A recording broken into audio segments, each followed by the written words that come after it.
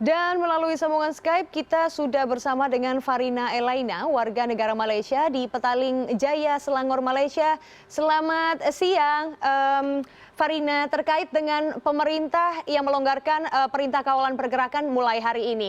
Bagaimana aktivitas di sana? Apakah sudah berjalan seperti biasa?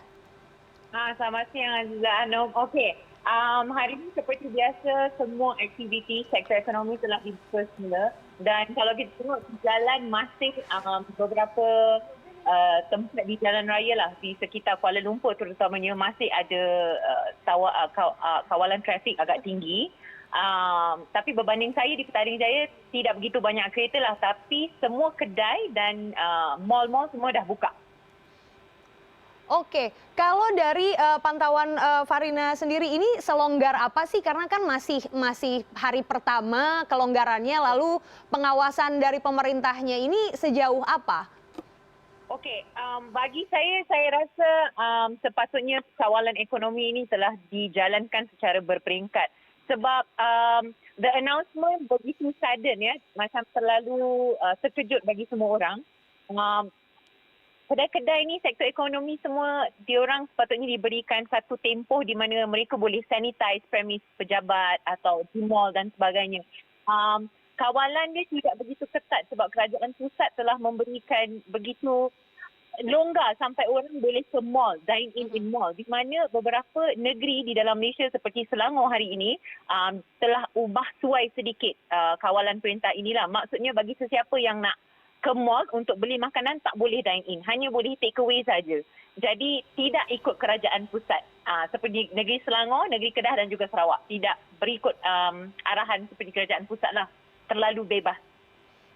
Oke. Baik, kalau yang bisa Farina lihat gitu ya, sekarang kalau misalnya keluar rumah, sekarang juga berada di dalam mobil, masih ada petugas-petugas yang berjaga nggak? Lalu apakah pemerintah juga masih mengimbau masyarakat terkait dengan physical distancing walaupun kegiatan ini sudah mulai dilonggarkan untuk perekonomian dan aktivitas lainnya?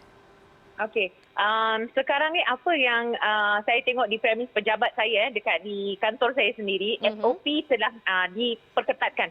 Maksudnya setiap orang yang masuk di bangunan ini akan kena scan temperature, akan tengok sama ada demam atau tidak, dan juga di pejabat ada diorang dah setkan the 1 meter distance supaya tidak ada kita amalkan juga jarak social distancing ini termasuk di dalam lift juga dan sebagainya. Cuma kalau di tempat orang awam, di tempat yang lebih terbuka, saya rasa susah sikit nak buat social distancing ni seperti di dalam mall. Kalau saya tengok pagi tadi di LRT ya, dekat train station and all, mereka masih mengikut SOP yang telah digariskan oleh kerajaan lah. Maksudnya ada jarak di antara satu orang dan orang yang lain.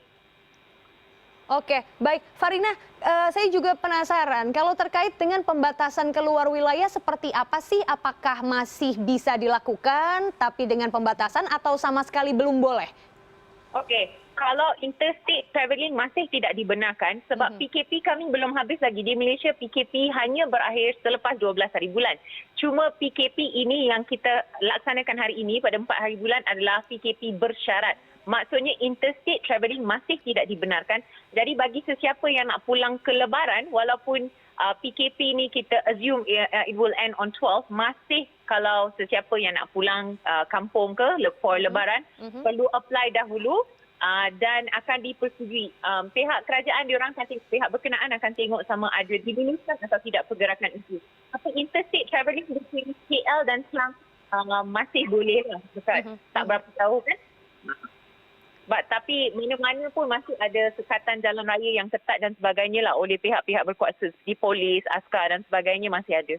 Oke. Jadi pembatasan pengawasan itu masih jelas diberlakukan ya. Farina, untuk angka positif COVID sendiri ini cenderung menurun di sana, makanya pemerintah akhirnya memberlakukan kelonggaran mulai hari ini. Kalau dari yang Farina tahu dari pemberitaan di sana, perkembangannya seperti apa? Okey, kalau berkenaan pasal COVID-19 ni, apa yang saya aware lah, yang saya tengok di news dan tiap-tiap petang jam 5 petang, kita punya Director General dia akan, he will go on live and bagi tahu pasal statistics.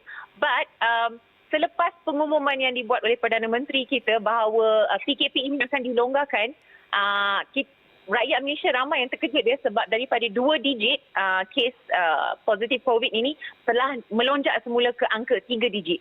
Maksudnya semalam saja ada lonjakan lah daripada segi pesakit positif COVID ini. Jadi ini adalah sesuatu yang sangat membimbangkan. Because 1 minggu ini adalah penentu sama ada PKP pada 12 Mei akan dilanjutkan atau kerajaan akan terus memberikan kelonggaran seperti ini. Maksudnya mall boleh buka, sektor ekonomi dijalankan dan sebagainya lah. Ini adalah sesuatu yang membimbangkan. Walaupun kita tahu memang ekonomi kita terjejas, tapi masih boleh diperketatkan lah daripada beberapa cara kan.